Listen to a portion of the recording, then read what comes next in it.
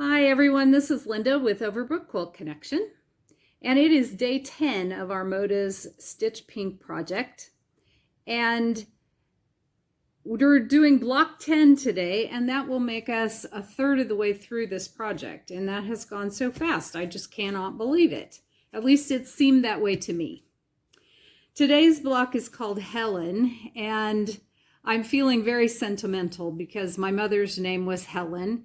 And she's been gone a number of years, but I still miss her, and she raised flowers. She was so good at raising flowers. I wish she had passed that trait on to me, but unfortunately she didn't.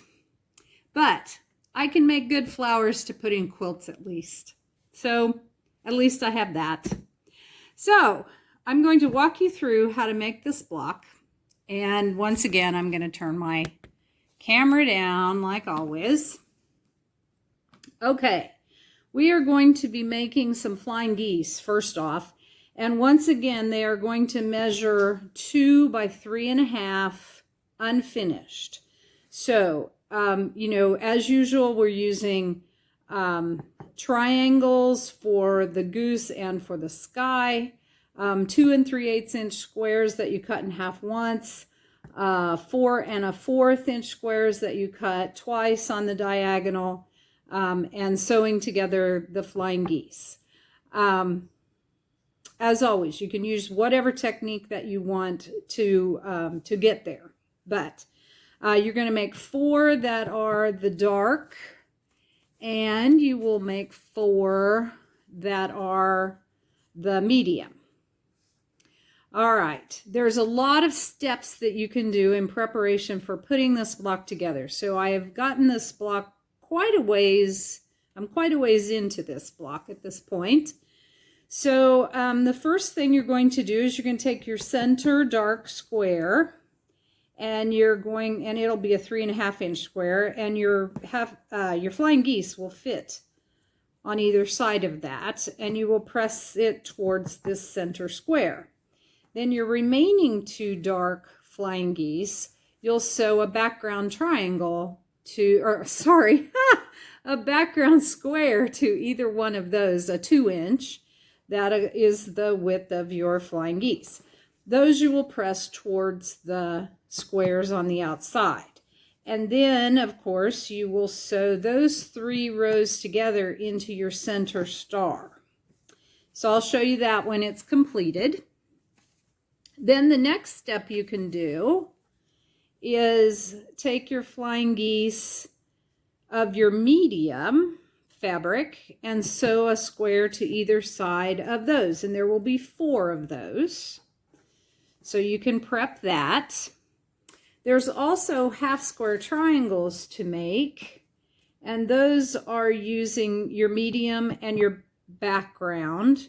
As usual, Moda has us doing triangles of 2 3/8 inch squares to make those, and then you square them up to 2 inches. Another prep piece you can do is those will be sewn on either side of your 3.5 by 2 inch medium rectangles, and those are pressed towards the medium rectangles. Then another prep you can do is to sew those. I mean, as I said, you're sewing those on there, but actually I kind of skipped that step. I was talking about making the half square triangles, and then I just kind of skipped over that. But you will sew them, as I said, to either side of your rectangles, but make sure that you pay attention to the direction, because the unit should look like this when you're done, because it's going to be sewn to the other unit that we made to make that flower. So those 2 will be sewn together into this unit, and you will make 4 of those. All right, you can take 2 of those units and sew. These units should be 6.5 inches wide by the time you're done with them. 6.5 by 3.5.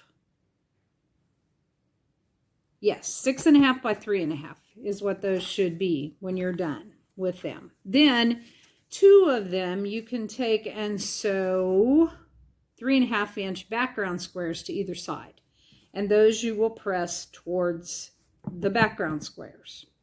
Okay, so that's everything we can do to prep in order to get ready to sew the block together.